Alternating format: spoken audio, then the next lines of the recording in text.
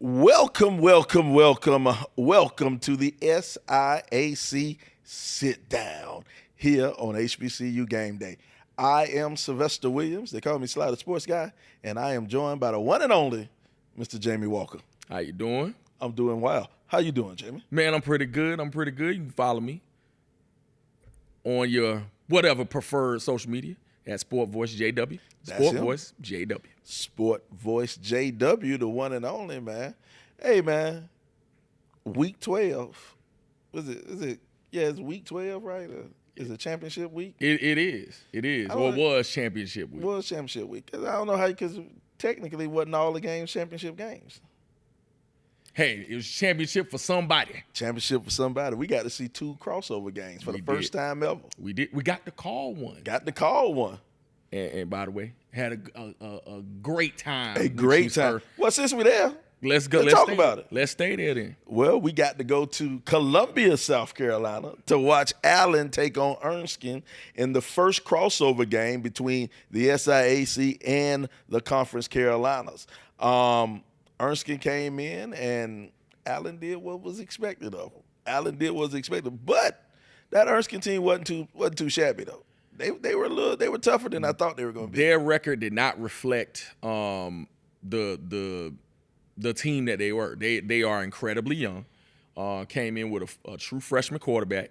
Had players that were young at spots, but they were a really solid team. And so Allen did what they were supposed to, but at the same time, it was a thing where Allen had to come to play, and Erskine wasn't going to give them anything, regardless of what conference they came from or what their record was. And, man, we were just talking. They traveled well as well to Charles Bolden Stadium in Columbia, South Carolina. So it was a good showing, really, for both sides, man. I enjoyed, really, the venue. And we're going to talk. We're going to put this out there. And I know we got some company later that might disagree.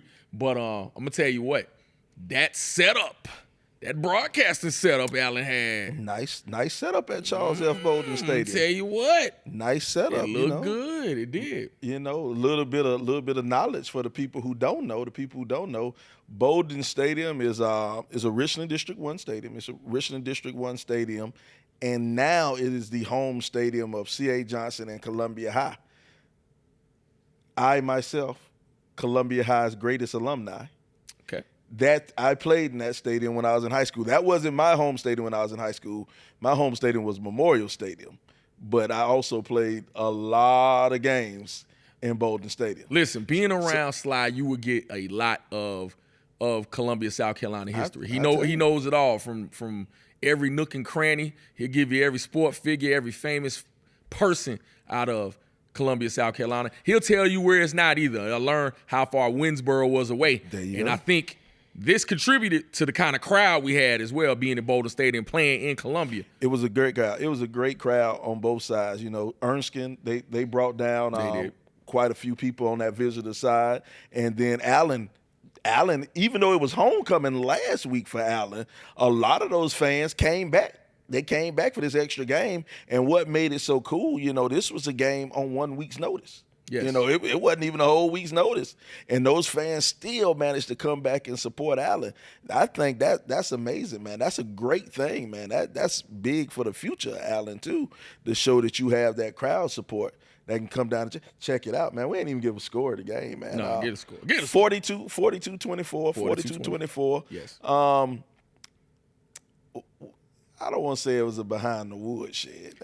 No, I think the game didn't have that feel of behind the woodshed. It actually felt competitive, especially going into the half. Mm-hmm. Allen was decisive and was I won't say dominating, but if you were there and could kind of look at it or whatever, you could see that Allen was definitely the better team. But Erskine did not falter and give up in any form. I think when you're talking about them being able to run the football effectively with Logan Coldren, I think first of all, I'm not going to say that on there. I know what you're going to say, because I was going to say the same thing. Listen. But when we came to describing him, but he was a tough running back. Very much so. That cat was a tough running back. Very much so. So I think, and then they had tall receivers on the outside, a really competitive defense as well, being able to tackle. Fabian Duncan, I think, was under 100 yards for that game. But at the same time, no. He was not. He broke 100. Broke 100. He had 148. It wasn't even close. Ooh, how many carries? 27. 27. Okay. All 100. right, so that kind of evened it out. He had a couple of good runs, especially at the beginning. I remember that first run to set everything up. So it was a thing where they kept them at bay. I would say in between and middle of the game. But Erskine, should be a better squad next year in Conference Carolina. And again, we talked about this on air. This is why you play these crossover games to get more practice and to kind of get that feeling as well. So I think it was a good showing really for both conferences, but especially for the SIAC. Yep, good showing. Jameer Dismukes had a really good game. He was 11 for 15, 150 yards, but 159 yards, but 4 touchdowns. That might have been the quietest 11 of 15 and 4 touchdowns ever. Bro, well, it was only 159 yards. Because it didn't feel like, well, I mean, he threw some bombs, don't get me wrong. Especially that first touchdown on the end. So the 66-yard touchdown pass. But the thing is, man, he was just really accurate. Yes. He was really accurate. He was under control. He played the game under control. He didn't put his team in any bad situations. Just looking at the game, I thought he might have threw for a little bit more. Right. I thought he might have threw for a little bit more, but the stats don't lie. It is what it is. But he did a great job, and I think Jameer Dismukes has had a really good year as a quarterback for Allen. I think, kudos to Jameer Dismukes. Big time game. Now, we talked about that game, but it was also another crossover game, and this one was all the way in Frankfort, Kentucky. It was Kentucky State taking on Shorter University. Now, this one was a behind the woodshed right here. It was 35 to 7. Those kids from Kentucky State controlled that one from the beginning to the end. They kind of left no doubt. They might have calmed it down a little bit though, because wasn't it 21-0 in the first quarter? He took his foot off the gas. Yeah, we took a break from our pregame show. Hey, listen, hope y'all caught it on HBCU game day. The SIAC Sitdown Championship pregame show. We were live from Charles Bolden Stadium, but as we kind of wrapped that up and looked at the scores, hey, Kentucky State was galloping. They were going off, and I'm like, I don't know what in the world happened, but what's going on? So just them having only 35 points was surprising at the end, because I thought it was going to be scoreboard leaning, but they got the W. And what have we seen from the squad? I guess we'll talk about it later. And that's the thing, if you look at the numbers, you go and sit down and look at the numbers. It wasn't a very overly impressive game on the offense, but Denham Johnson, he was 10 for 22, 181 yards, 1 touchdown, no interceptions. And this was what you want toward the end of the year. You don't want your quarterback making any mistakes that can put you in a bad spot. And he didn't do it. He didn't make those mistakes that put him in a bad spot. So, kudos to him. LC, he only had 39 yards rushing, but he had a touchdown. He was, he only had 4 attempts, though. 4 attempts for 30. Oh, God, dog, that's almost 10 yards a carry. Hey, give him the rock, coach. Give him the rock, coach. I don't know, man. We'll talk about that later. We'll talk about that. We'll talk about that in the playoffs. Yeah. We'll talk about the playoffs. But this is the one we're all waiting for right here, the actual championship game. The championship game, Benedict traveling to Albany. One of them. However you say it. Albany. To take on Albany State in the SIAC Championship game. Albany State was taking on Benedict. Well, no, I said Benedict was You did traveling. say Benedict. My fault. That's what I get for being fast. You won't step on my toes, I man. apologize, sir. God. And y'all got to go back to the telecast too, man. It's one of those things. Listen, Sly always talks about intellect and and things of that nature. Sly on the fly got the Pythagorean theorem. Correct. I know it. A squared plus B squared equals C squared. And listen, we are both history majors. So we left that math 20 some odd years ago. Now we got a numbers guy that's coming on later. But however, I hadn't taken a math since my freshman year in college. Man, who? The last math course I took. But they tried to trick me on there. They thought I didn't know. I knew you. Smart guy, man. I knew you. Smart guy, man. Smart guy. They raised him smart in Columbia. But anyway, Albany State took on Benedict, and Albany walks out of here with the win, 22-16. Now, game started out like Albany went and drove down the field to get things going, and it was like, this might get ugly again. It might get ugly again. They did. Benedict's defense came in, stepped up, blocked the kick, blocked the punt, picked it up in the end zone, touchdown. They did. So now we got something to work with here. We got something to work with. Kind of battle, played around, scored 7-7. Benedict, Albany traced a couple of field goals. This may have been one of the momentum-changing plays of the game right here. Benedict scores a touchdown. Yep. The 2-point conversion, the extra point attempt or whatever, goes the other way for 2. I would love to talk to Coach Dickerson to see what the feel of that was. Because you're talking about just a complete momentum shift. Oh. You get beat 31-3. I think that was the first time. That was the first one. You're in the game and it's close, and you're down in Albany, and you're in this game at this point. You're gaining confidence. And then on a special teams blunder, you get a kick block, and they take it all the way down and stretch that. They even talked about it on the broadcast. Stretch that lead to what you think is 3 out to 6. Or it's got to be demoralizing at that point. And, the crowd doesn't know. I'm not going to say they don't know any better, but it's one of those things where they are back in it. Even though it's only 2 points, that is a huge momentum swing in just being 2 points, man. So, kudos to Albany State being able to, even though you're probably, tight at that point, you're like, okay, we expect to win by a whole lot more, and this team just scored on us. You think they're offensively inept, and they just scored on this top-ranked defense in the league. Mm-hmm. What are we going to do? And you have the gumption. You have the moxie to go and do what you need to do on special teams, block a kick, take it back, and you're getting the ball back on offense. Give credit. That is championship moxie. That's what you need to call yourself a championship squad. I tell you. And then we fast forward to the fourth quarter. Albany State kicks another field goal. Benedict comes back. They kick a field goal. Now the score is 16-22. 16-22. Last drive of the game. Benedict gets the drive.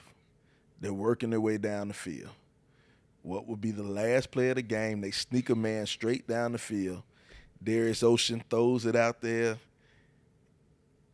Was it pass interference or was it good defense? It all depends on whose sideline you're standing on. It all depends on what side of the field you're standing on. I can see it both ways. I can see that play both ways. Was it pass interference or was it good defense? I'm going to tell you what it was. It was an underthrown ball. It started that off. Okay. That's the first thing. It was an underthrown ball. Now, once we get past the underthrown ball, was it pass interference? Where do I live? You live in Georgia. Which makes it even crazier. Listen, man. I replayed that entire game. I'm going to tell you what. There was something during our broadcast that we kept kind of harping in on Allen versus Erskine. And that was the referees let them play. Referees let them play. I don't think it's blatant enough to make that call at that point. Ooh. Especially, and this is probably something that would go with the consistency of the game. Because when I look at reffing, for example, I look at what it's been. Yeah. If you're a coach and it's been like a certain way the entire game and it remains that way, I can live with it. I don't think it's blatant enough to make that call at that point in that game. See, that's the $1 million question. And I agree with you 100%. It all depends on how that ref was calling the game. If he was calling it tight all game long and you saw a lot of pass interference calls, you got to make that call. you got to make it, because I think he did impede the runner a little bit. If you look at it by the rules, what the rule book says, it was pass interference. There's some people with the train of thought that, hey, I'm not going to call at the end of the game. Yeah. I'm going to call the game different or something like that. It's not going to be my fault that the game's won or lost at the end of the game. But I'm one of the believers you have to call the game the same way the whole game. Yep. The whole game. And because, we were calling the game, we didn't see it real time. Right. So I don't know how he was calling that game. I don't know how the official was calling that game. You got a text in the middle of the game. I got a text in the middle of the game. I got a couple of texts all through my broadcast complaining about the officials. Now, being an official is a hard job. It is. It's easy for us to come up and say that was a bad call, that should have been done this way, should have been done that way, when we're looking at something through instant replay. Right. We're looking at it slowed down. We're sitting on our couch. We're not running with the person, trying to keep up with the person and make the call at the same time. Being an official is a hard thing. And this is something I want to tell if you're watching this show and relatively young, get into officiating, because it is a shortage of officials wherever you are. Agreed. It's a shortage of officials. And this is something I tell all college students, even if you're an ex-athlete, if you're graduating this year and, your football career is over with, get into officiating. Start officiating now. If you start officiating now at the age of 22, 23 years old, by the time you're 30, you're calling collegiate games. You're not only calling SIAC games.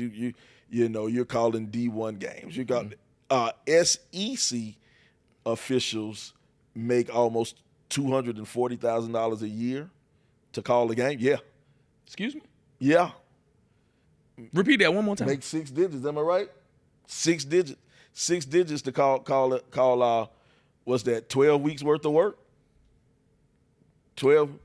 I ain't make that money since I was a male exotic dancer. It's been a long time since I made that type of money. Step. Oh, I step over the line. My bad. Over. But young folk out there, if you want to be, you still want to be connected to the game. You want to be connected to the game. You want to feel like you're still a part. Become an official. I'm not going to let you come on my show and talk. You're not going to take my job. No. But become an official, and then that way you can make some money. Yeah. Make some money, and then you can see how it ain't easy. You can see it ain't easy. Being an official ain't easy. But anyway, game over. Yeah. It's done with. That is the way the cookie Can't crumbles. change it. Nope. So we look at some of the stats for this game. Isaiah Knowles had a decent game. He was 13 for 21, 182 yards, did not throw an interception, did not give it away. T-Ant Weiss, he was 16 carries, 75 yards, 1 touchdown. So, they had a solid game out of the running back. T-Ant is, I was expecting him. I wasn't expecting a lot of offensive explosion out of either one of these teams. Their defenses are just too good. Both of them defenses are just too good. And now you go and take a look at Benedict, Darius Ocean. He was 12 for 26, 174, 1 touchdown and 1 interception. And then Tristan Morgan, 14 carries, 50 yards. David Smith, 13 carries, 40 yards. And I'm going to be honest, that's about what I was expecting out of them. Mm-hmm. That's about what I was expecting, because I think the defense from Albany State is just too good. Yeah. I think they're too good. I think if you would have saw any type of offensive explosion from either one of these teams, I was going to be shocked. But I did expect the defense to score. Special teams scored on both sides. They did. It held true to what I thought, but I did think Albany would win this game by a bigger margin. I gave them 2 touchdowns, I think, last time. It is hard to play a team twice in the same season. It just is. You get accustomed to certain tendencies and all kinds of things. So I always thought Albany State was the better team, but in this game, Benedict, they're coached well. They had that taste in their mouth of getting beat the way they did at home. So I knew they would come ready to play. But I thought the talent of Albany State would shine through, and they did. I mean, it was a close ball game, good ball game for the crowd. Listen, all weekend was a gorgeous weekend for football. I'm talking about temperature being, great. The crowds being there. You can see the shots. It was an outstanding showing for SIAC football. So it was a great championship atmosphere, great championship game. I thought so, man. I totally enjoyed the weekend, man. Totally enjoyed the weekend. I enjoyed all the fan support.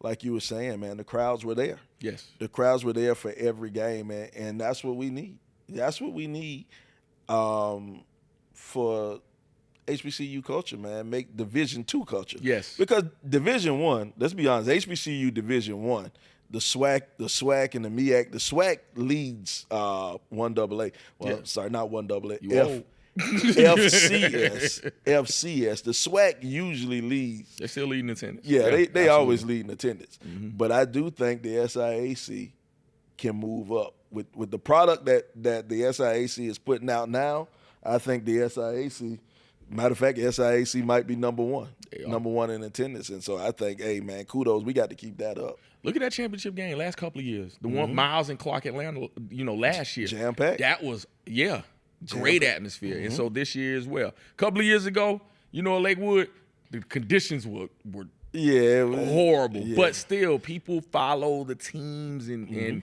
it's an outstanding showing. I got to even give credit to our sister conference, the CIAA. Outstanding showing at Virginia Union and Johnson C. Smith. Up there at Durham County Stadium. Yeah, it looked good. Good job for the Cupcake Intercollegiate Athletic Association. It's a good job for you guys, man. But hey, appreciate it. So now Albany State is your SIAC champions, 2025 SIAC champions. Congratulations, Coach Quinn Gray and all those youngsters on your Albany State team. Congratulations on your season so far. Season ain't over with yet. No, it's not. It ain't over with. We might have to talk about the rest. No, we ain't gonna talk about the rest of the season. We need to give out. We teased the people last week. We did. We gave them a tease. The inaugural SIAC Sitdown Awards. Now listen. It's we know the SIAC superlatives and giving out offensive player of the year, things of that nature. They sound real nice and formal. But what about an award that celebrates who you want to go to the bar and who's most likely to protect you at that bar? Okay? Who would be those people? That's the kind of awards you get on the SIAC. We give you the real awards. We do. Every now and then, man, we like to, we got to understand that some of these coaches got a little bit of swag. Listen here. So, you want to start off with that one? We'll start off. All right, we will start off with that one. All right. The swaggiest? Yes. The swaggiest coach of the year? Swaggiest coach of the year. Which coach got out there who was extra clean on the Listen, side? Man, listen. Now, you got your nominee. I got my nominee. Okay, I got my nominee. All right, you want me to go with mine? You go with yours. I gotta go with my guy. I gotta go with my guy. I gotta go with Teddy Keith. You sure you ain't getting money for doing this? Teddy ain't giving me a damn dime. Man. Teddy ain't giving me a damn dime. I might have to take back my vote for it. But Teddy out there, Teddy be clean sometimes. Sometimes Teddy be clean out there. Look, man, Teddy is my dude. I'm gonna tell you why. I'm shaped like Teddy. So you know what I'm saying? It's one of those things that we both like 5. You're a little shorter than I am. But you know what I'm saying? Short, fat, we shaped like bowling balls. That's what we do. So when he swagged out, it's extra special to me, man. It just is. It's extra special. You know what I'm saying? It's like in my own heart. You know what I'm saying? So yes, I understand. But my nominee, Coach Felton Huggins, man. Okay. Coach Felton Huggins. He be out there with the cutoff sleeve. You know what I'm saying? The cutoff hoodies. I mean, not necessarily the hoodie cutoff, but the cutoff sleeves with the hood on. Man, just looking clean out there, like he be pimping on the sidelines, man. So that is my nominee. Coach Felton Huggins of Kentucky State. Okay, we'll split that one. We'll split that one. We don't have a consensus on that. We don't have a consensus on that one.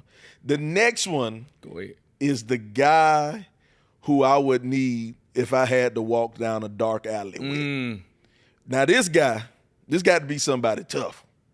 It got to be somebody who tough, who mean, who look the part. And if I'm walking down that dark alley at night, I need this cat walking with me. Okay. Who you got? Oh. It's a tough one. Because there's some tough dudes. It's some tough dudes, man, in the conference. I'm going to tell you what. I called one of their games. Go ahead. And I said after the game, he might need to be locked up for assault. Oh. The way he hit. We might be on the same page. Xavier Jackson. We might be on the same page. Demetrius Patterson, sir. The hammer. Listen. The hammer. Of Benedict College. If I was walking down a dark alley, that's who I would want me, because I can't fight no more since my quad ruptured. Yeah. I got to carry stuff. Yeah. But that's nothing that don't worry about that. We don't encourage violence. No, we don't encourage violence. We don't. But that's who would walk with me. But just in case. Mm-hmm. Just in case. Just in case. The guy nickname is the hammer. Some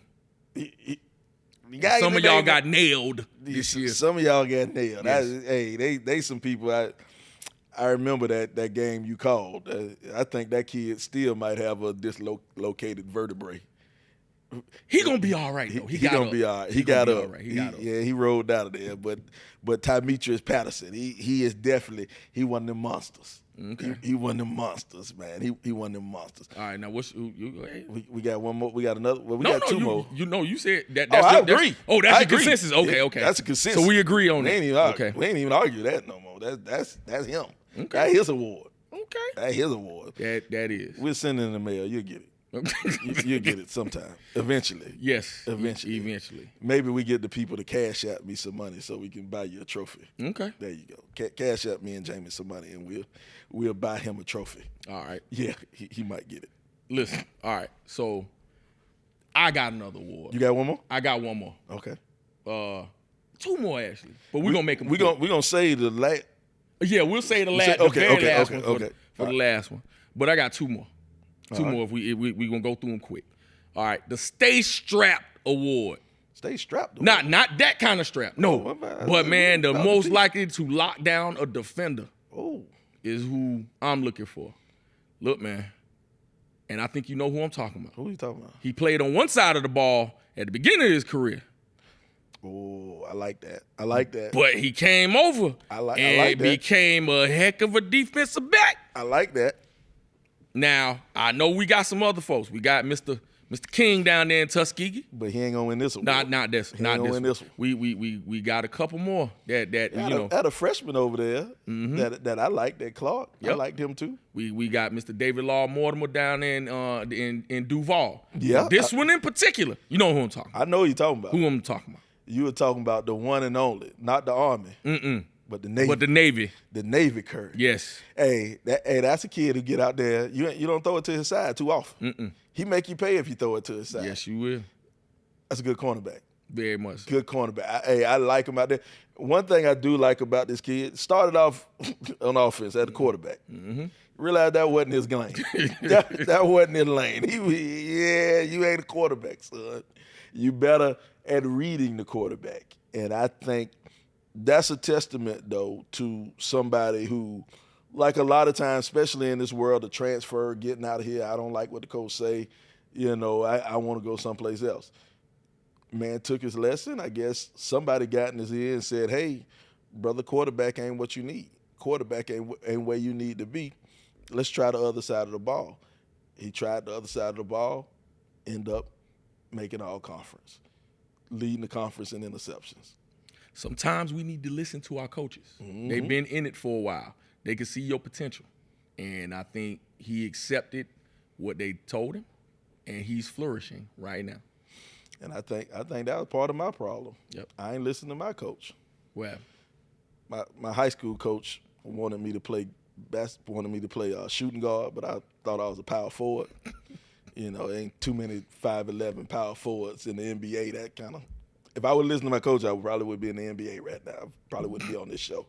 But you say your game was just that thorough. I was thorough. Okay. I was tough. Your hook shot was good. I was on it. Oh, okay. I was a load. All right. But anyway, that's enough. That's enough about me. Now, I think this is the one. This is the big one right here. Okay. This is the big one. All right. This is the award we're gonna give out. Okay. Matter of fact, this so good, we gonna have to take a break for a second. All right. We're gonna take a break, and then we're gonna come back with something special for you. Okay. All right. Sounds good to me. Let's take a break.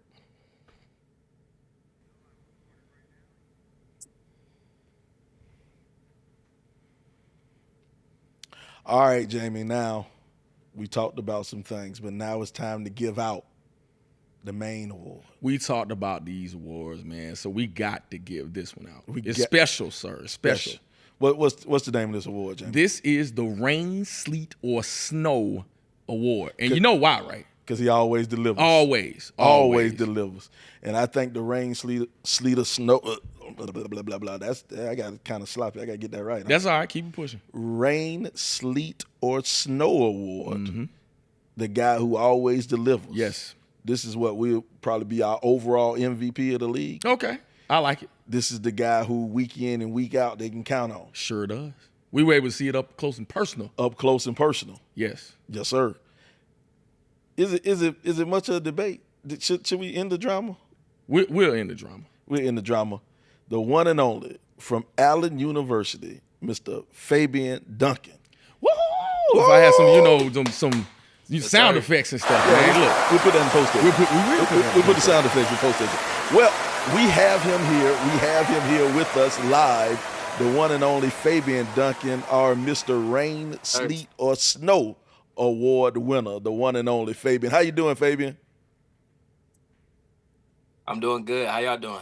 Man, brother, we're good, man. We are good, man. Glad to have you here. Now, you won this award, because of the feats and everything that you did on the football field this year. Leading rusher in the conference. You set a single season record for Allen University in rushing yardage, touchdowns, single game yardage, running over cats, all of cats, it, man. All kinds of categories we can make in up. the end zone. I'm talking about just bringing the funk, man. Tell us a little bit about this season, man. Coming into Allen this year. What were your goals and stuff? What were your objectives coming into this season? So coming into the season, man, like I was just focusing on just being the best person being the best player I know I can be. All over summer, I sweated out over summer, saying that I wanted to get, 1K, and let me get 1,000 yards. So, and I really feel like I shorted myself with that, you know what I'm saying? But, man, I don't know. I really didn't give myself, once I was thinking of 1,000 yards, like once I started saying I know I can get it, it was just like, oh yeah, it was over from there. Like I just got to keep going. And then I really started trying to shoot for 1,500. So, Right, up in the goal. I love that, man. I love that. Like the GoFundMe account. When you get a certain amount, hey, they want you to shoot for other goals. But talk about for a second. What does Coach Pearl do to put you in the right position to be able to have these lofty goals? He just gives me the opportunity. He definitely sees how hard I work, how committed I am to the program, and not just that, but to being the best version of myself. And all he definitely does is just give me the opportunity to just show up and show out. Now let me ask you a question. You have a interesting journey getting here to Allen University in the SIAC. You started out at Johnson C. Smith, and then you tell the story, man. You can tell it better than I can. I'm just better looking than you, but you can tell the story better. So coming out of high school, came out of high school, and this was in 2019. So I came out of high school in 2019. I was there as a regular student, and COVID and everything happened. When COVID happened, I was out of school for a while, for like 3.5 years, But I definitely was always still passionate, still committed to playing football. I just needed an opportunity.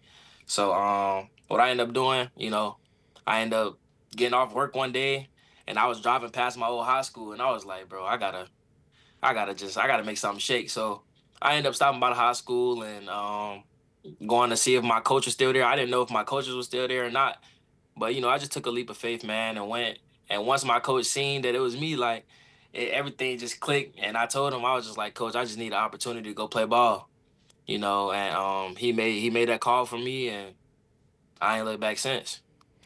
That makes sense. Yeah. That makes sense, man. Me and Jamie was talking about this during the broadcast, man. The way you run, the way you sit down there and you punish people when you run. We like running backs like that who punish Absolutely. people. Yes, we do. You run like somebody who just got off a third shift, and you just bring that lunch pail. And you got your construction boots on out there. Say, hey man, let me get these little dudes up out my way, man. Come on now, I got the clock in later, man. Get you little cats up out my way, man. That's how you seem to bring it, man, and you seem like a guy, who runs with a purpose. You run with a mission. And that's what we like, man. It's a pass happy world. Everybody love to throw the ball, sling the rock around. But I'm an old school guy, man. I like people that go and put, go in there and run and somebody end up in a dead cockroach position. Exactly. That's what I want to see, man. and I think that's one of the things you bring, man. And being a tough runner like that, I've heard that you've had some tough situations to overcome, especially with the school, with you and COVID and sitting out all that time. And then this year has been a pretty tough year for yourself, man. Can you expand on that a little bit? Yeah, definitely. So this year, I actually ended up losing my father in the middle of October, right before the Tuskegee game. Um, and I actually still play that game, played it with a heavy heart and everything, but also with a clear mind too. Mm. So um, just adversity has always been in my life, but I always get up. You know what I'm saying? And I think that's probably one of the biggest things that my father even instilled in me. You know what I'm saying? It was to always keep my head up, always keep my chest out, keep going. So, and he was a real big football fanatic too. So, I definitely just love making him proud every day and keep working hard doing what I do. Man, that's a tough story, man. I lost my dad when I was 19. I was in college too, and I know the effect it had on me. And I lost my dad in February, well after football season. So I can imagine what it was like for you going through that. You definitely have our condolences. Absolutely, man. We heard the story. Yeah, man. We heard the story earlier on in the week. Coach Pearl was actually talking about that, and I had no idea. And when you lose folks, it does something different. It just does something different to you, depending on the relationship and circumstance. You actually played a football game that same week. And the fact of the matter is, y'all took it to Tuskegee that week. Talk about running the football with that on your mind, because I know you again. We talked about what your purposes have been, and you overcoming adversity, and that being something you're common with. But talk about the feelings that you had within that game, having that on you. It was definitely a game where I feel like I had to focus a bit more on the game, like focus on the mission. But, like I still play, like my dad was there at the game, you know what I'm saying? Like, and I know he's still at the game. Like he gonna be at every game that I play, you know what I'm saying? He's watching over me and like shoot. Like I said, just stay focused on the goal. But also, playing with a bit of even a bigger chip on my shoulder. You know what I'm saying? Like I said, I don't play just to play, and I don't work just to work. You know what I'm saying? So that game was real personal for me. Oh man, yeah, that definitely was, man. What we didn't quite talk about some of your numbers you had this year, man. You were averaging around 5 yards a carry. You had 1,301 yards, 15 touchdowns, average 118 yards a game, man. Those are great numbers, man. If you look up, man, you're in the top 10 in the nation in rushing. At one point in time, you you were leading the nation in rushing at one. Well, you're definitely leading all HBCUs, and I think second in the nation at one point in time, man. To get numbers and to get stats like that, that's awesome. That's awesome, man. I wish maybe I need some more SAT words or ACT words, some synonyms to instead of just saying awesome, man. I mean, to talk about it, awesome is the word. Awesome is the word. I don't know, if we can go bigger than that, but those numbers are amazing. As far as the future of the team is concerned, and your future itself, what you feeling like?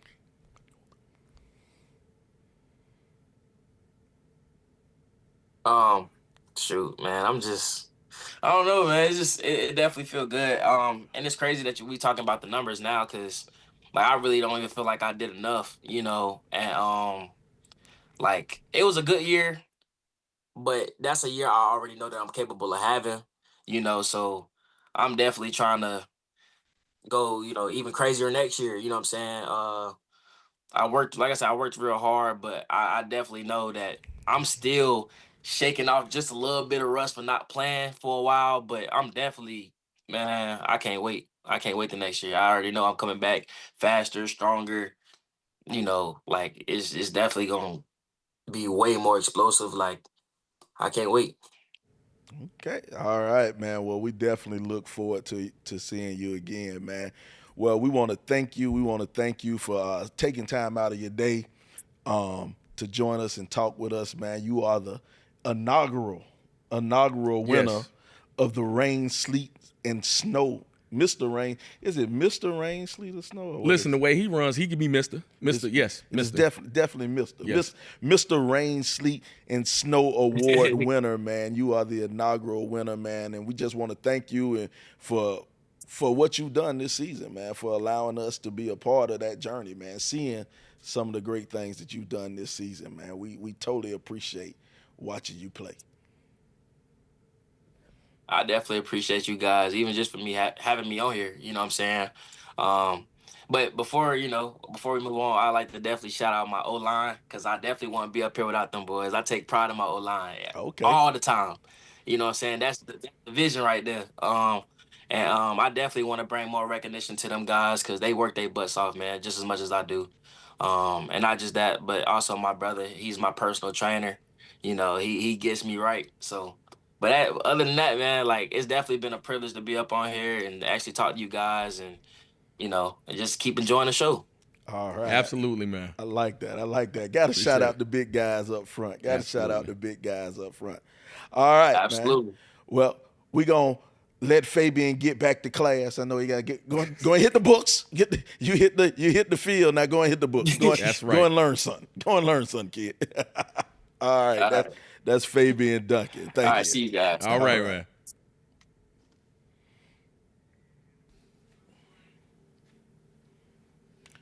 Welcome back. We are back. We just gave out our awards. But we decided to bring on a special guest to help us out. We needed a special guest. Speaking of Pythagorean theorems, we had to bring on our one and only, the best numerologist in college sports. One and only, Mr. A.D. Drew. How you doing, A.D.? What's going on? Is numerologist even a word, man? Well, on this show it is. On this show it is. We make up stuff. Yeah, it's a word for us. Well, bringing on A.D., co-host of the Sports Wrap on BCSN. A.D. also SID at Morehouse.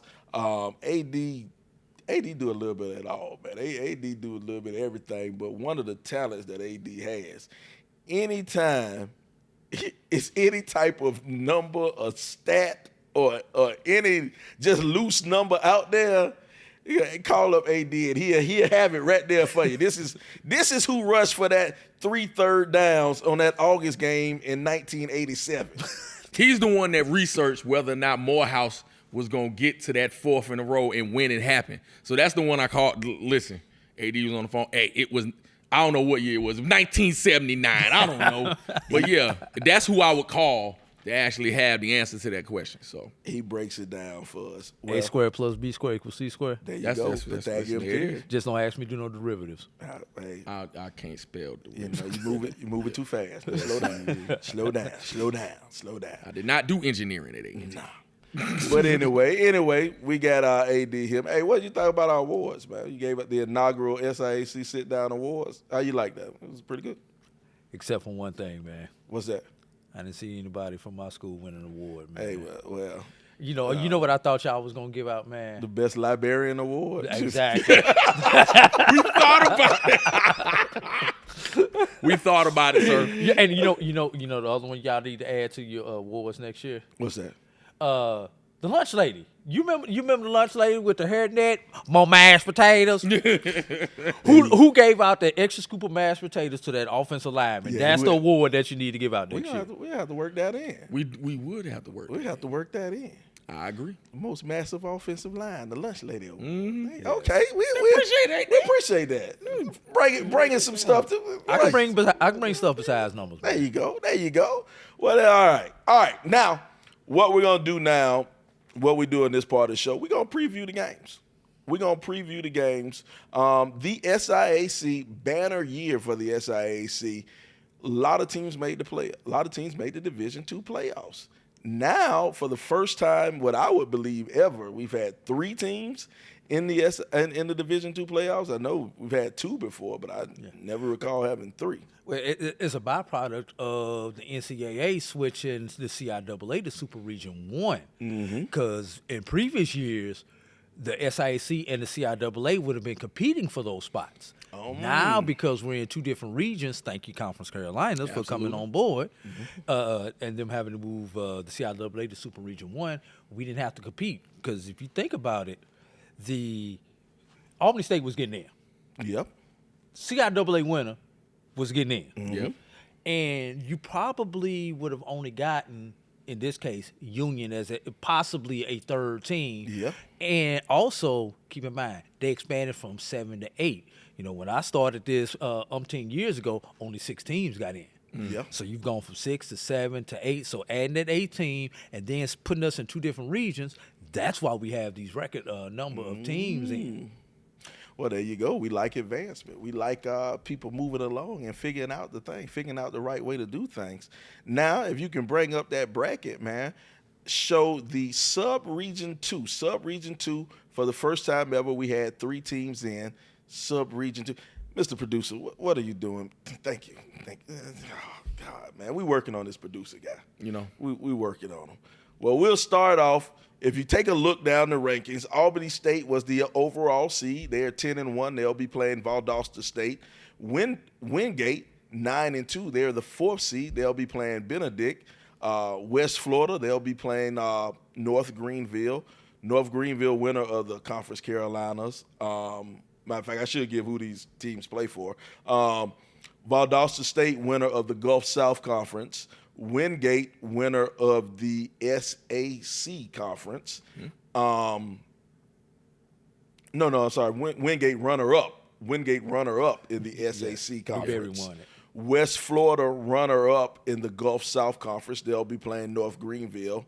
Newberry, the winner of the SAC Conference. They'll be playing Kentucky State. So now what we like to do, we like to break down the games, man. Which one we going to go with first? Let's start off with Benedict and Wingate. Well, we'll start off with Wingate or Benedict traveling up to Wingate to play Wingate. Hey. Where is Wingate in Concord? Where's Wingate at? What's the town? It's near Charlotte. It's somewhere around Charlotte. Somewhere in that area. So not a bad bus trip for Benedict. No, not at all. Less than 2-hour bus trip for Benedict to go up to Wingate and play Wingate. Wingate runner-up in the SAC conference. Reason we brought Drew on, we don't know much about Wingate. Neither do I. Oh, God. Why did we break it on, Drew? But, you know, Google is my friend. There you go. Google is your friend. And a little bit of film. So now, we got to watch a little bit of film. Now, I can't tell you a lot about Wingate. So I'm going to talk about what I know. We'll talk about Benedict a little bit. I'll talk about Benedict. You know, Drew can talk about Wingate. My main concern with Benedict, and this has been my concern for probably the past 7 weeks with Benedict. You've expressed it. Benedict does not have. God, I don't like to be down. I don't like to get down on kids. I get down on the coaches. I get down on the institutions, but the kids I kind of stay away from. But it's playoff time, so sometimes you got to tell the truth. Benedict just does not have a quarterback play for me. They have good running backs, the special teams. Jackson Williams, the returner, is electric. I think his name is Tillman, is the wide receiver Benedict has. They even got a kid number 47, kid wearing Michael Irvin number, some Miami kid wearing Michael Irvin number out there playing. Benedict has pieces. On defense, they have those monsters up front. They do. The defense is stacked. But I think right now, these next couple of days, Darius Ocean has to figure out the quarterback position. He has to figure it out. If Benedict wants to advance, it's all on Ocean. Okay. Am I being too harsh on him? No, I think you're exactly right. And as far as Benedict is concerned, it doesn't have to be, in the championship game, only threw one interception. And the only reason we say only is because the last few games he's been throwing 3. So when you're talking about his play and having to elevate his play, it's not just only he has to eliminate the mistakes, but they just have to be more efficient. They can run the football. You talked about Smith, and you talked about really just that entire backfield. They have some guys on the outside that can catch the football. It's just really eliminating the mistakes, and I think the only way they have an opportunity to win this game, or you're talking about Benedict's side, is to be balanced and keep Wingate off the field, because AD's going to get into some numbers, but looking at the film, there's certain things you can take advantage of if you have the opportunity. Well, you talk about the passing game there, Sly.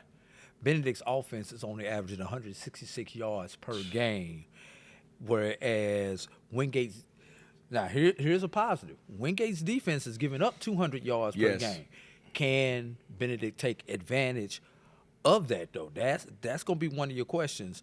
And Flip, just for the run game, Benedict's run game, 145 yards per game, but Wingate's defense is only giving up 89 yards per game. So something's got to give. Something's got to give. Something's got to give. Go ahead. Well, I was saying, if you look at what Wingate does on defense, how they lock down the run, Wingate is like, you're not going to run on us. And that's why I say quarterback play is going to be so important. If Wingate sits up here and they put 8 in the box and they want to take away Benedict's 3-headed monster, Benedict has Morgan, Smith, and Durant. If they say we're going to take those guys away, that's when your quarterback has to step up. He has to make the correct reads. He has to throw the ball with enough arm strength, because I believe that last play of the game, he underthrew that play against Albany State. If he would have got that thing over the top, it's an easy catch. He would have put some more air under that. We talking about Benedict being the number 1 seed in the conference. I mean, in the sub-region. Yes.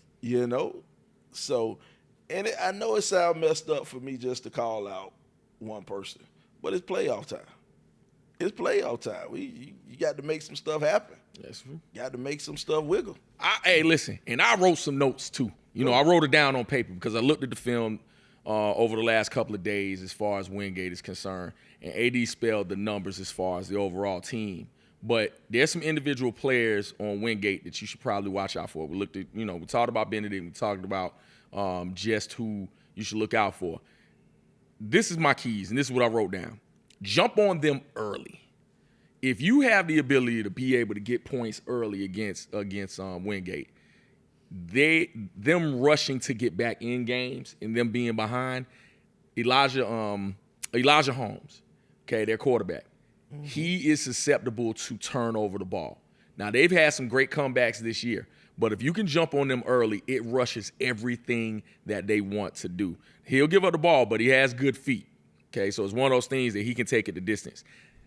AD alluded to this. The secondary can be had, okay? You giving up that many yards in the secondary, you can throw over the top, which for a really good, efficient passing team would be great, but it goes back to Sly's point. The passing game has to be on point for Benedict to even make that happen. So we'll see. Impact players, Elijah Holmes, running back Xavier Pugh, and Jalen Himes. That's their main receiver. Ryan Green is their leading tackler. Eli Lipscomb, their leading sacker with 4. Okay. And leading interception guy is Brandon Perry with only 2. So it's one of those things where, their secondary is one of those things you could take advantage of. So we'll see. They also, on special teams, they have a really good kicker and punter. They will flip the field on you. So that's kind of led to their success as well. Special teams definitely advantage Wingate. Let me give you a couple hidden stats that you guys need to watch out for. Third down. Here's one that you're going to look at.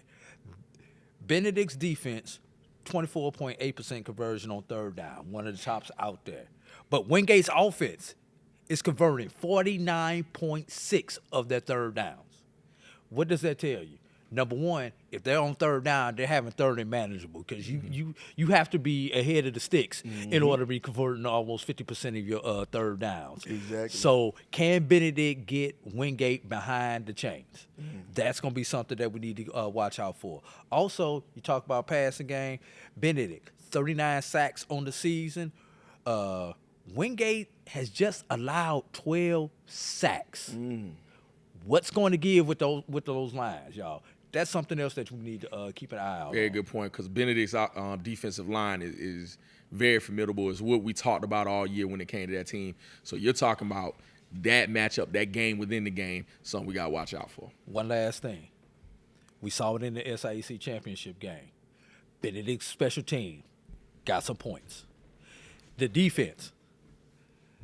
Can the defense or the special teams pick up some points for the Tigers and or give the offense a short field where they can go and steal an extra possession? Those are going to be the type of things that Benedict will have to do in order to win this game. Very interesting, man. I think it's about that time. Okay. Want to make a prediction? We can. Now, Drew can't make a prediction. Drew works for the conference, so we don't try not to mess up nobody's money. Right? No, because I can't give you none. Yeah, I can't give you a dime. And I don't think y'all can afford my style of living either. Listen. There you go. Listen. Hey, we ain't trying to mess up Drew money, so we gonna make a prediction. Okay. Don't hurt me. Go ahead. I'm gonna say Wingate.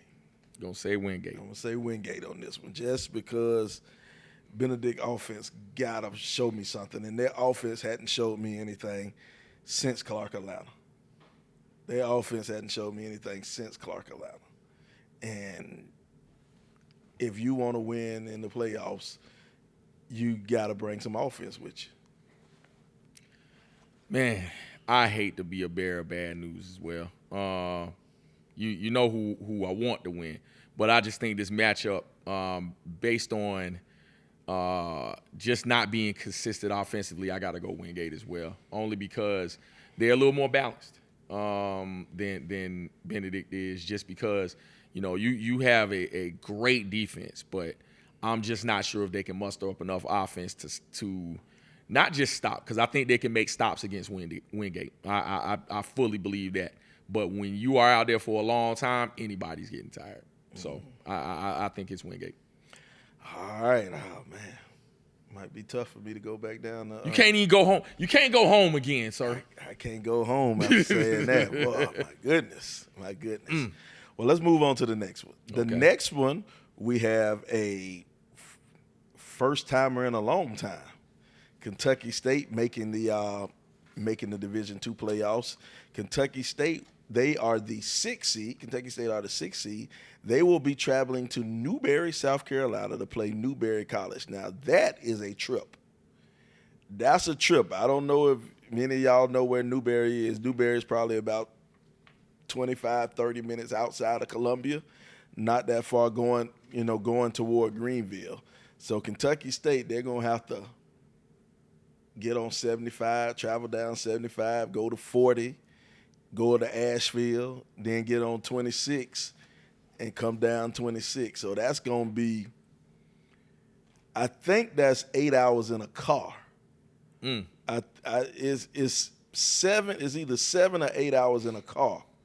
So on a bus, we looking at maybe 10 hours in a bus, 11 hours in a bus.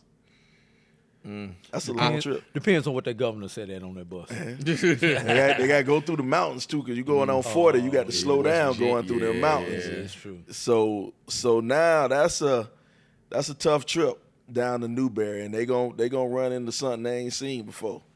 They gonna run into a passing game. Newberry has a passing game that's out there. They're led by and I want to make sure I get this kid's name right. Reed Shapira. I think it's Shapira. I think so too. Young man throwing for 2,800 yards, 23 touchdowns, and one interception. One interception. And this is the thing. You throw for one interception, he's not making many mistakes. Right. He ain't making no mistakes. And you got a quarterback like that who can pinpoint that thing and throw it around, and he has athletes he can get it to on the outside. That's going to be scary, man. Very much so. I'm gonna let AD handle the numbers real quick, and I'm gonna come back with some things too. But yeah, they are good. They're a good ball club. Yeah, and this was a tougher game to break down because when you look at the numbers, these two teams statistically are damn near even in everything. You may have Kentucky State a little bit better in this one category slightly, but Newberry balances it out in another category. It's simple. KSU, better running game. KSU has a slightly better defense. But like you said, Newberry with the better passing game, vertical game, and they've got a pass defense. For Kentucky State, and I know y'all gonna be talking about me, tell me I'm gonna spend too much time at the library, but just kind of comparing, it's almost like they're playing another version of what Morehouse did with their pass first offense. That's why I made that analogy with it though. A team that's looking to throw the ball first, run just to keep you honest. That's what Newberry is. So the good thing is Kentucky State saw that. The good thing is for Kentucky State, they beat a team that was pass first. Like this, so they've had a little bit of practice with this, and when you got the Navy behind you, you know you got to think about it, man. You know, he's only got one interception. Let's see if Navy can get him. See if he can get out there and get him, man. What you guys say? Man, it's amazing because I heard you talk about the physicality of Newberry coming in, and what I assumed before I looked was, because I hadn't looked at much Newberry football. You covered the SIAC. Their offense is finesse more than it is physical. You know what? I should have been more clear. I should have been talking about that defense. Defense is physical. Now, they are. However, they are susceptible to an up-tempo offense. Okay. They've given up a lot on the ground, 1,900 yards and 99 first downs. They have given up more first downs than they have made on the ground. Did see that. I'm like, okay, very interesting. Very interesting. We thought initially that Kentucky State would have to out-finesse Newberry on defense. I think an up-tempo offense makes Newberry with those monsters, because they got some guys on that front four especially. They got some guys. If you can keep them moving, side to side, then you got an opportunity on offense. And I think Kentucky State, with those guys on the outside, with Cyprian and John McCall, you got an opportunity if you can keep yourself just a little bit balanced. If your running game goes, so does you on offense. Now, this is the key part that we talked about. Reed Sharpier throws for 70% completion. 70% completion. And I'm like, okay, this kid just does not make mistakes. He does not make mistakes at all. And so what does that look like for Kentucky State's secondary? So when it comes to what they're able to do, it's just a matter of, can you get the right breaks to be able to score on that defense? And does their power, do they become overpowering to your offense? I think Denham Johnson's also going to have to run a little bit in this game as well. He's going to have to be that other threat. I know we talked about Bardell in the beginning of the year, and he, pretty sure he's out this game. He was more of the passing threat. Denham Johnson can pass, but him being able to run gives Kentucky State a little bit of an advantage as well. So it'll be interesting. They also, Newberry, has a three-headed monster. They don't have anybody over I think 600 yards, but 3 people over 400. They don't have anybody. I think top rusher was I had it. I think 526, I think it said, but 3 with at least 400. So they spread the ball out. Well, they spread the wealth as far as running the football. Yeah, and this is what I think was going to end up happening with this game. I think Newberry is definitely going to test and stretch that Kentucky State defense. They're gonna throw it, and he's gonna throw it around the field. He's gonna give everybody a workout in that Kentucky State secondary. But here's what I think where Kentucky State can prevail a little bit if they kind of keep that Newberry offense off the field, and they have the ability to do that with Elsie. Yes, they have the ability to let Elsie run, and I know you were talking about speeding up the game. Mm-hmm. But I'm thinking maybe they might want to slow the game down. So okay. I'm thinking maybe they slow it down. Do you think they are capable?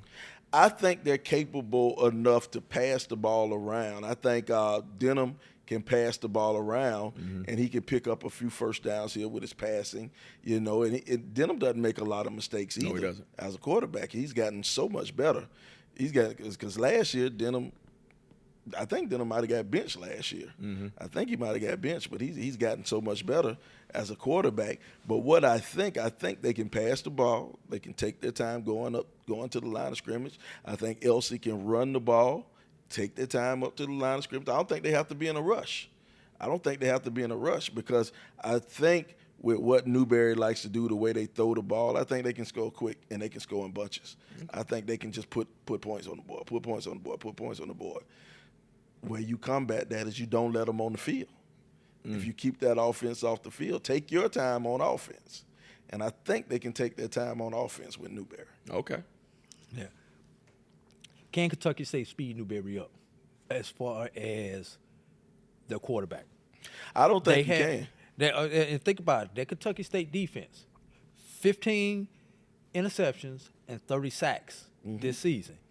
Can they speed them up and just make that decision a tenth of a second, 0.3 of a second quicker than you're used to, advantage Kentucky State?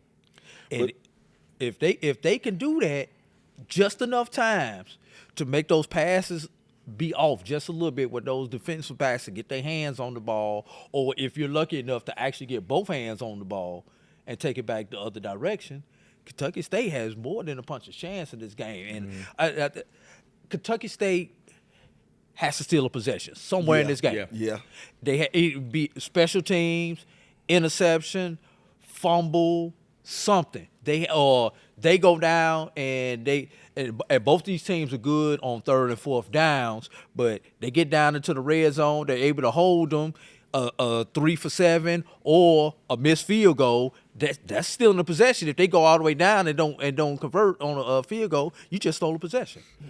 And let me make a correction on that too. It's not their running game that has those players. It is their passing game.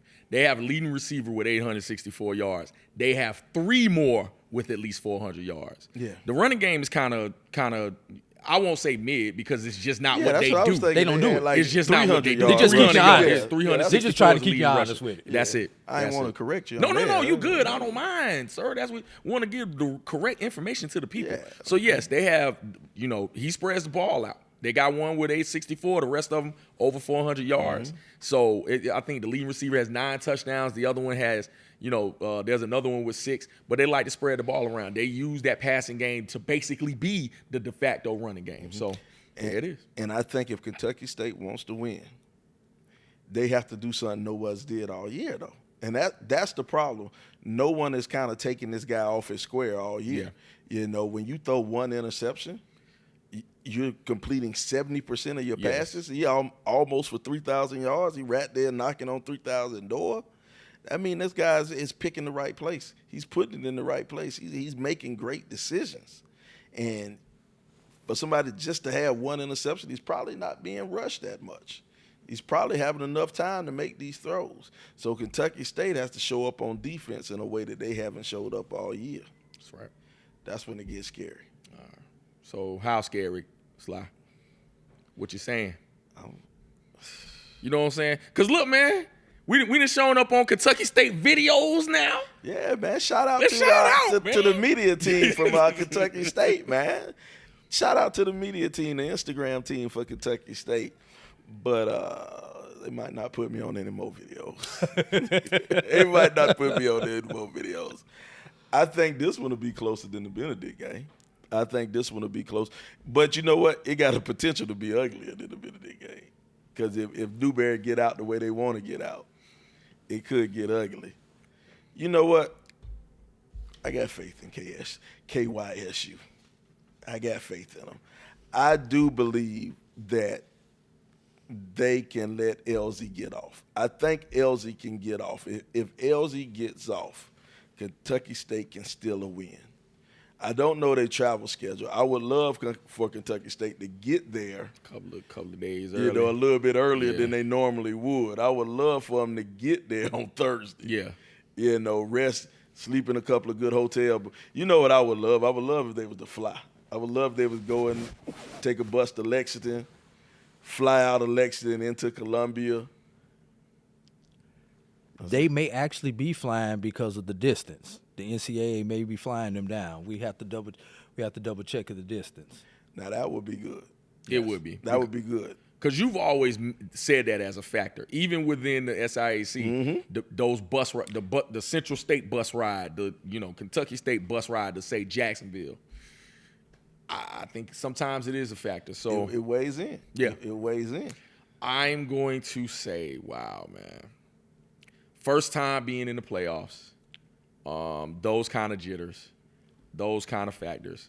I'm going to say Newberry be a little too much for him. A little too much for him. I just got to go there. Just the football in me. I want Kentucky State to win. I do. But just analyzing this whole thing, man, we'll see. We'll see. I think Newberry will win the game. All right. Well, let's move on to the final one. The number one overall ranked team, number one overall seeded team, Albany State, will be hosting Valdosta State. Teams have played each other twice in history? No. No, wait, okay. No. Over the last 10 meetings, Albany State is 1-9. Oh, okay. The Against last Valdosta. win didn't come in Like 2004. Yeah, Quinn Gray has played this team also. They traveled to Yeah, Valdosta State. They played them close this first year. They played them close this first year. Mm-hmm. There you go. But 2004 was the last win for Albany State. Now, I got to see Albany State up close and personal first game of the year. First game of the year, they played Clark, Atlanta. You mean Valdosta State? Yeah, God, dog. Yeah, I'm getting tongue-tied. First game of the year, Valdosta State played Clark, Atlanta. I got to see Valdosta State up close and personal. They beat Clark. But Clark was in that game the whole time. Had a chance to win. But what they did to beat Clark, they leaned on Clark. They lined up in double tight, 3 tight, what we call 12 personnel, 13 personnel, because they brought 3 tight ends a couple times. And they just leaned on Clark. Clark was a smaller team. They wasn't as physical as Valdosta, all right? But Albany's physical.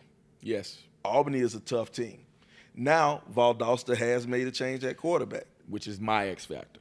They don't have the same guy who was in there in the early part of the year. So now they look a little bit different. Valdosta State is one of the hottest teams in America. They went and knocked off some big dogs. They knocked off an undefeated West Florida team. They knocked off Delta State. You know, if you look in that bracket, they knocked off North Greenville earlier. They beat North Greenville also, who won the Conference of Carolina. Valdosta State's a tough team. But you look on that other side of the coin, if Valdosta State is hot, what's Albany State? Albany State got to be scorching. Yes. They hadn't lost since they lost to a Division I FAMU. And it wasn't like FAMU ran them off the 7 hills. They ain't run them AD off. got 7 schools, and that's one of them. Yeah, they ain't run them off. You know what I'm saying?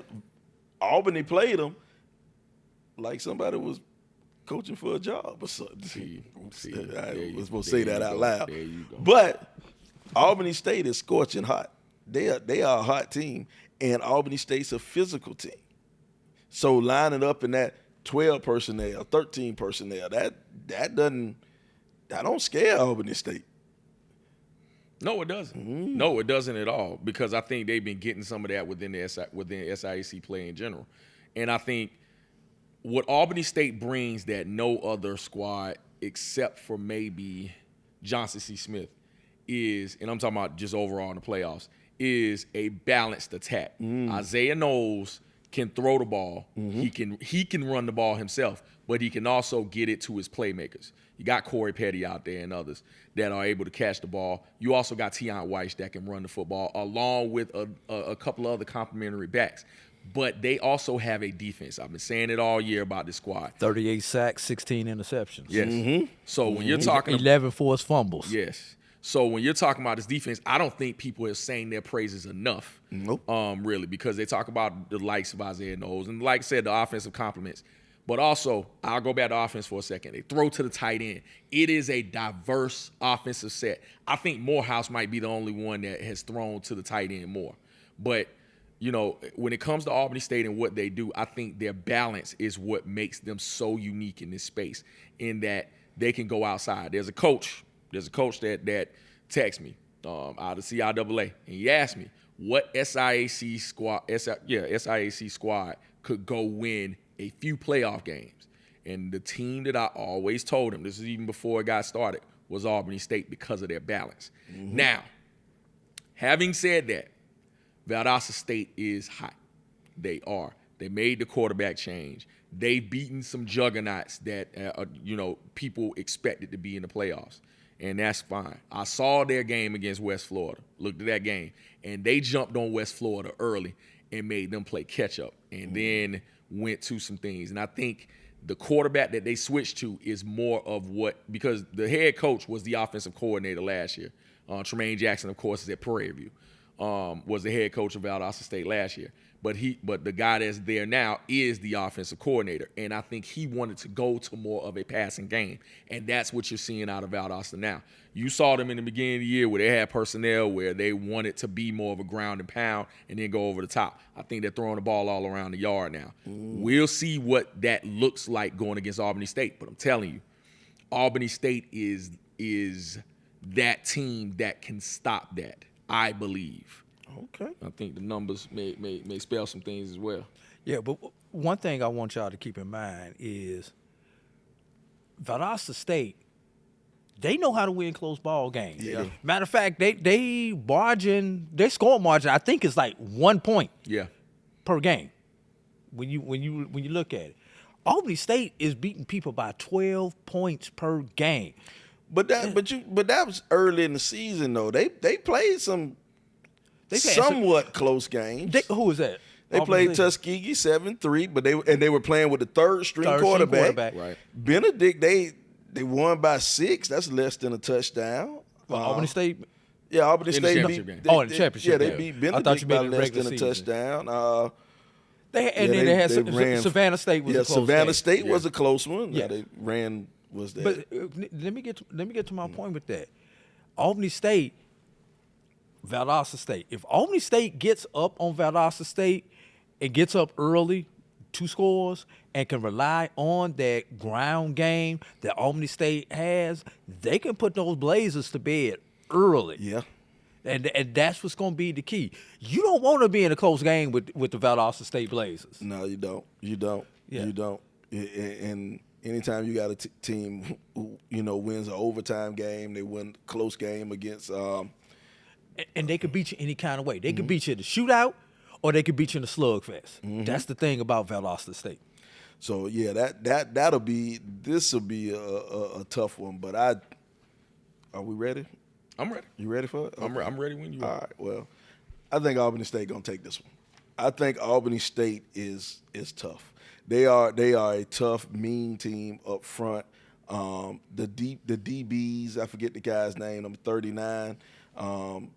He's just been victimized in Benedict whenever he plays Benedict. Yes. He having his way. But he got a fumble and then took back the kickoff the other, or took back the extra point the other day. And he got a couple of interceptions against Benedict. I think that Albany State's defense is just tough, and I don't think that Valdosta can line up in two tight ends and lean on Albany State. I think the secondary is strong enough if Valdosta State wants to throw the ball around. Albany State's back there, and they're gonna cover the pass. So yeah, I think Albany State gonna take this one. Okay. I heard the sports rap say something the other night that was very interesting. He says, talking about Quinn Gray, and they were talking about Billy Joe. And they were talking about how Billy Joe sometimes used to get in those habits. He wanted to see offensively what they could do in shooting it out.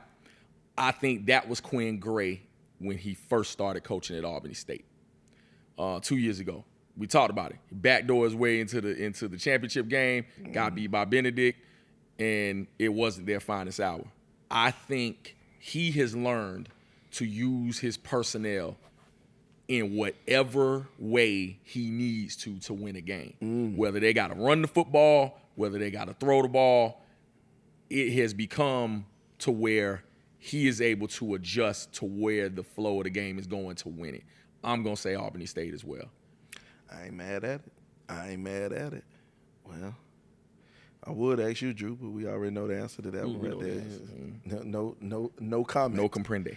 No comment. Well, check this out, We man. all win. Yes. We all win. But here's something else. I know we get a lot of fans who watch the show. Your team may be home right now. Your team may be done or whatever, but your conference is still playing. That's right. I'm from the thought process that the high tide raises all ships. So if you are anywhere close to North Carolina, Newberry, South Carolina, or Albany, Georgia, you anywhere close, come on out. Check out the game, man. Come out and support. Hell, you might can wear your college colors. It'll be nice if you wear, the SIAC, whatever team, whatever game you at, support them. But at least come out and support. These youngsters, man, they have worked hard all year to get into this position, to be in the playoffs. So I know the schools, they're going to send a few buses down there, send some kids down there to go to the playoff games. I don't know about Kentucky State. That's a long bus ride for Kentucky State.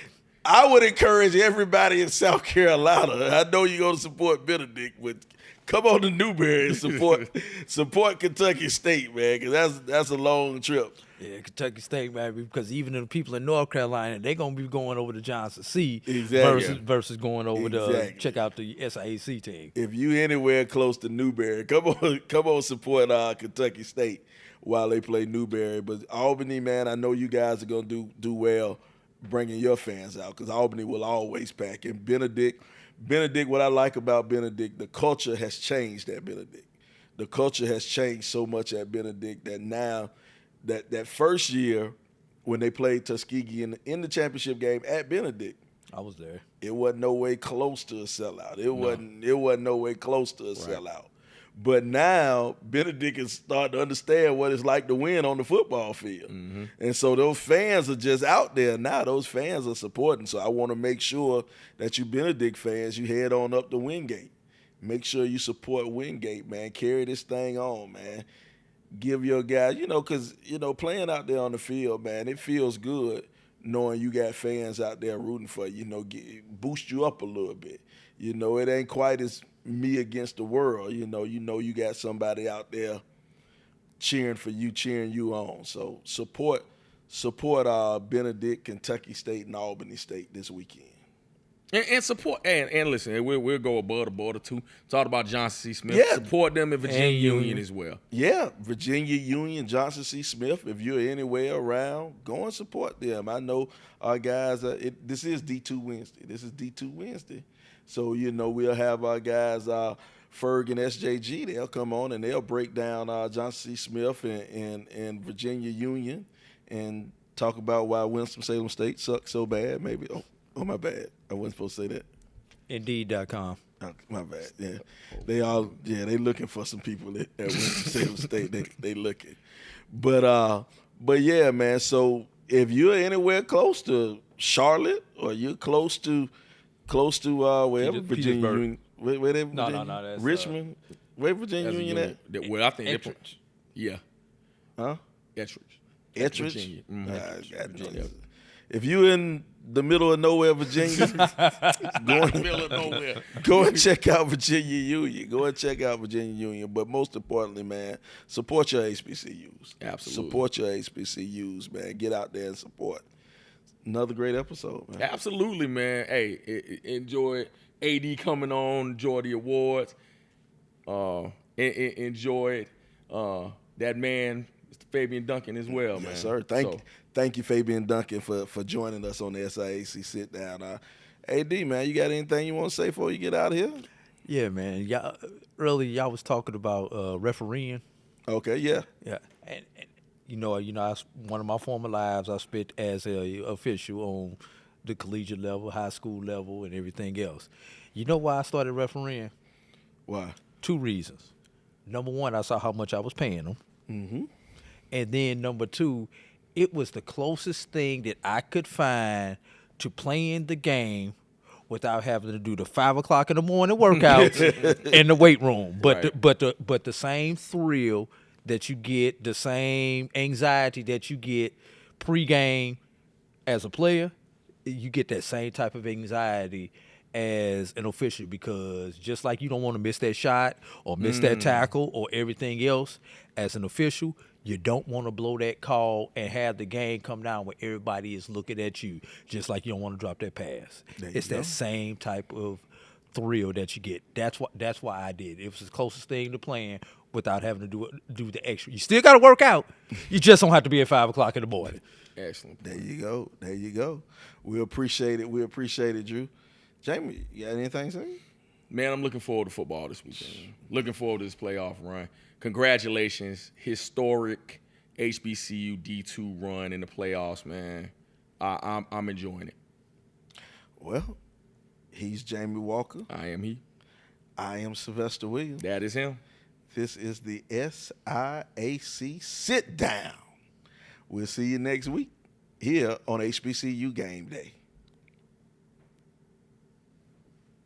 That logo look good, bro.